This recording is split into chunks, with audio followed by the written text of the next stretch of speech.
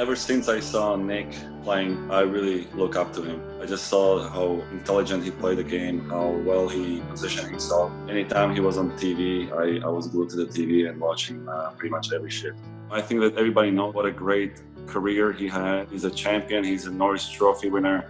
He's one of the best all-time defensemen ever played the game. I'm pretty sure that first time I played against Nick was my first NHL game. Right before the game, I walked out to the ice surface and I saw obviously the banner hanging and my first NHL game and against Stanley Cup champions. Yeah, I remember playing against you. I don't know if it was your first year with the Islanders, but I remember talking about you as a player before the game, and we're saying, you stick out on the ice with the size and everything. You're such a big guy on the ice. And we always talk about you. Keep your head up when you're out there against him. Move your feet. Don't get caught along the boards, because if he's got a hold of you, you're not going to be able to move. You were sticking out at a young age as well. I remember first time we actually met was at the All-Star game, and I don't know which one it was, but my wife knew how nervous I was just to come close to you. Because when you admire someone so much and you look up to someone, you're almost shy to approach. But I skated up to him and I said, I think my first line was, I was very nervous, but I said, Nick, you are such a great player, and I look up to you so much. And I don't know if you remember that, Nick. I do, actually. I think I can't recall which All-Star game it was, but I remember you coming up and telling me what you looked up to me, and I think I said, really? I kind of got caught off guard. Yeah, that could have been my response, but I'm pretty sure that's what my response was. Yes, exactly. That's what it was, and that was so humbling. I was struck. I was like, "Are you kidding me? This guy is like the best defenseman in the NHL." Obviously all the championships, Norris trophies. I was just like so struck that I didn't know how to continue that conversation. So I kind of turned around, went back to the bench. I was like, "Oh man, I just screwed up again." Back to the point, Lidstrom, shot, score! Lidstrom and Fedorov. Lidstrom scores! Inside of yourself, you had to have some sort of, self-confidence that you knew coming into the games that, hey, I got this. When was that kind of a moment that you felt like, hey, I control the games? My first season I played real well. I was nominated for Rookie of the Year. So I had a great first season, but my second year wasn't as strong. And I think that off season, after my second year, that summer, I worked out a little harder. I think that third year, when I came into that season, that kind of when I took off again, so to speak.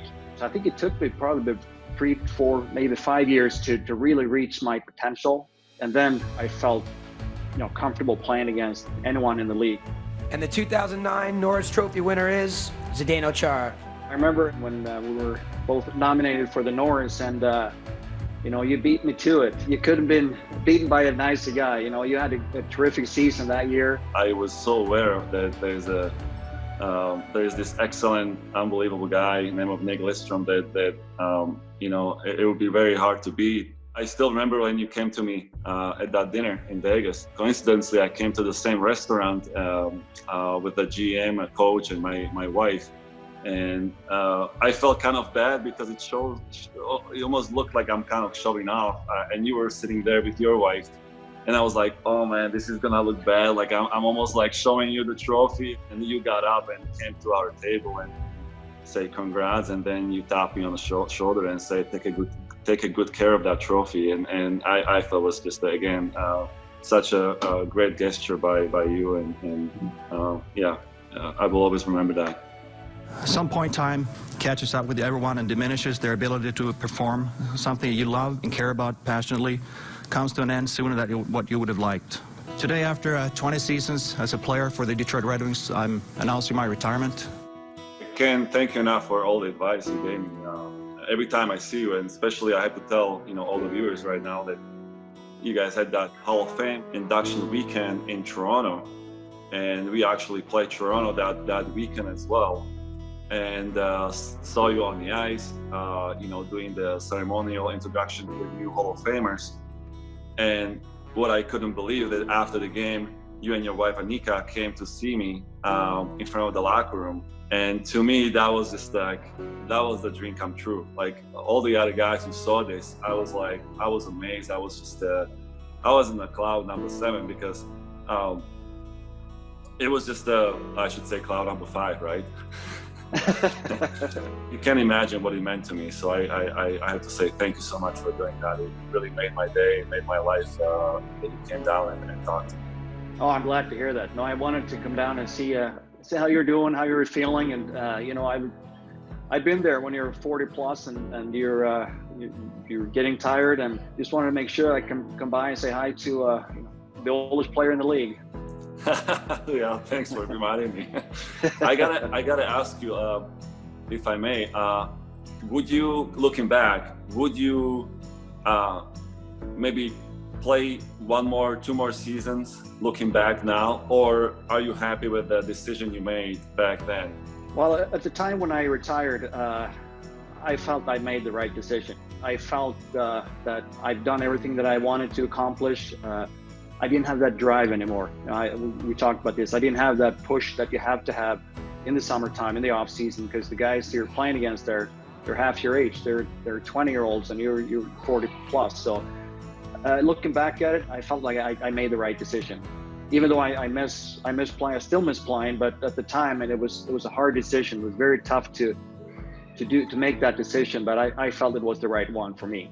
Regardless of if the end of this season, but next year, have you start thinking about next year? Are you feeling that you want to come back and play, or have you had those thoughts yet?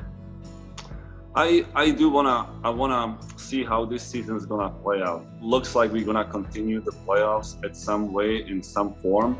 We'll see how that's gonna be going after such a long pause. But I would like to continue to play, but everything's had to be right. I have to feel right. I have to still have that drive, like you explained, which I still have. As of right now, I'm focusing how this whole situation is gonna play out. And once that's solved, either one way or the other, I'm gonna make that decision on next year.